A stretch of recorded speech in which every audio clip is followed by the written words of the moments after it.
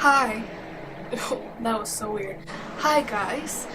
Hi, welcome to my channel. If you are new here, my name is Mariah Monique, and today I will be telling you all about how I got scholarships for college, just tips, tricks, things that you can use, like just advice that you can use to help you on your journey during the college application and when you're applying for scholarships, just things you can look out for, things you can be aware of that will help you get money for college.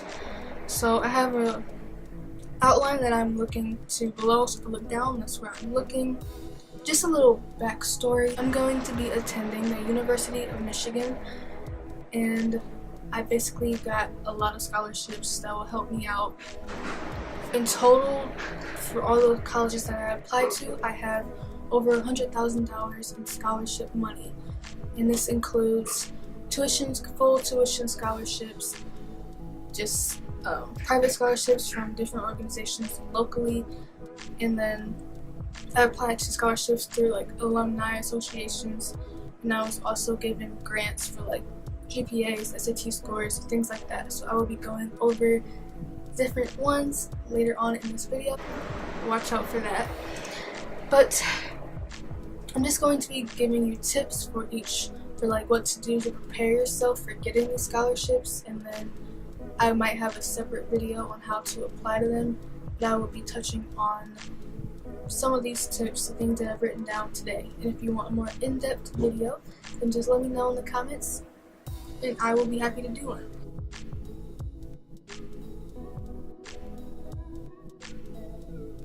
Basically, your college process should not start senior year, and by that I mean you should be thinking about college you should think about it like if you can, all 4 years of high school.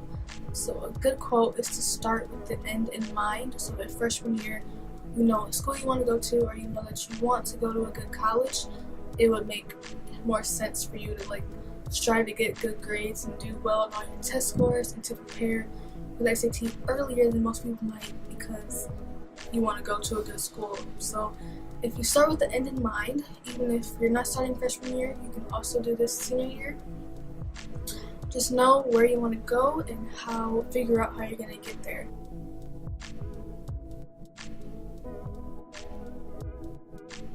Is to start doing extracurriculars. If you're not already in one, colleges really look for that in your applications, and it makes you out to be like a better, more well-rounded person.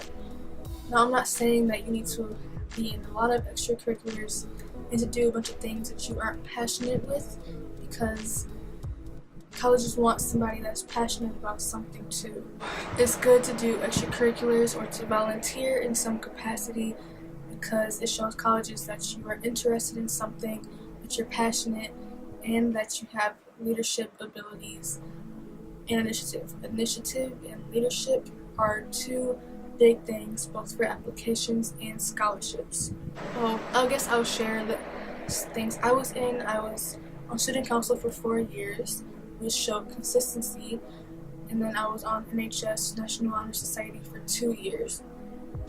I didn't have any like really high leadership positions. I never really applied for them, so that's something that I kind of regret not doing. It would have looked much better on my applications, and I would have been able to apply to a lot more scholarships that wanted you to have leadership roles.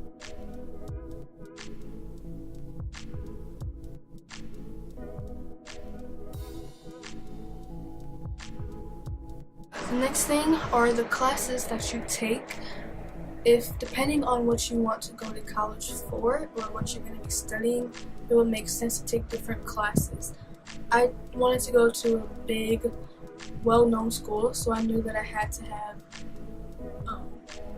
have good grades, and that I had to show that I was able to thrive in a college, in like a more rigorous college setting. So I took a lot of honors classes, but I took a lot of accelerated courses at my school. I'm not interested in anything to do with science, so I didn't feel a need to take accelerated science classes. you might not feel the need to take accelerated English or accelerated math classes if those aren't what you're going for. Like, I want to be a graphic designer, so instead of taking a lot of AP classes my junior and senior year, I took the 1 hour classes worth 3 high school classes, and so I learned a trade of graphic design and just visual design and communications in general, which worked out for me. It showed that I, again, was passionate and that I was consistent in what I wanted to do, and also showed that I was willing to learn it. So for me, that made sense. For you, depending on what you do, a trade school for like half of your days, high school might be more beneficial than AP classes, but if you wanted something like the medical field or something like that, then AP Bio or AP, I don't know, Physics or AP, I don't know what the difference, I don't even know what they're called. Those might be better for you.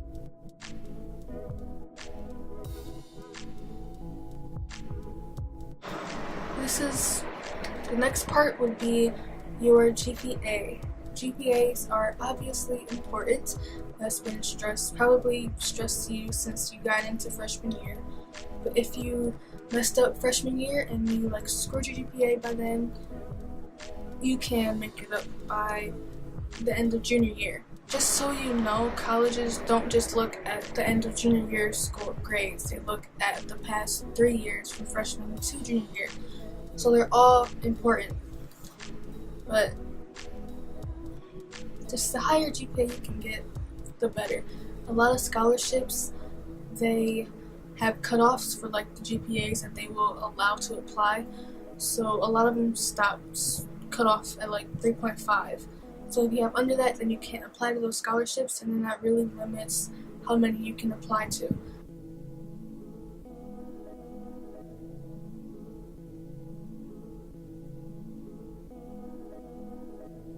Yeah, GPAs are very important.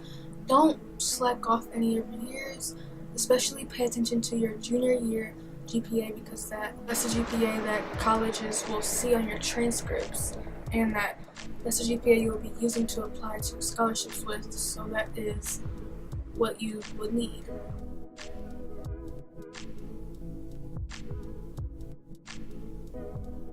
So standardized tests. I live in Michigan, so students are required to take the SAT, but it might be different where you live. Basically, I would say to just prepare for it before the year you're going to take it. I didn't do enough preparation for it, and I kind of slacked off on it. I could have gotten a much better score if I just put in more work and tried harder. I took the SAT 3 times, and my score is it's above average nationally, but it was well below average for the school that I applied to.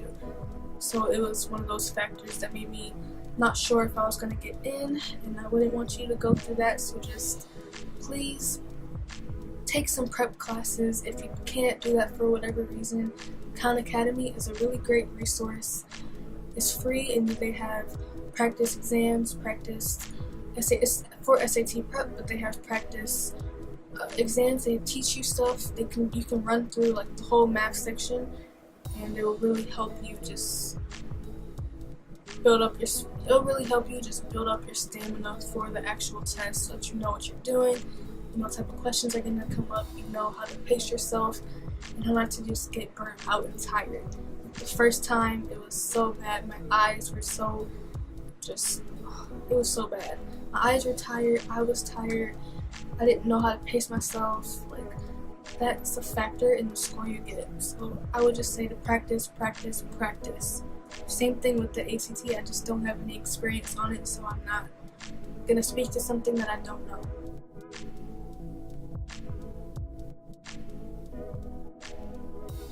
Start looking into colleges junior year, see what you may want to go to. Start going on campus tours, and just whatever events they have near you, go to those. If they have people coming to your school, representatives from the different colleges going to your school, go to those meetings and just really try to envision yourself at a certain college. See what comes up.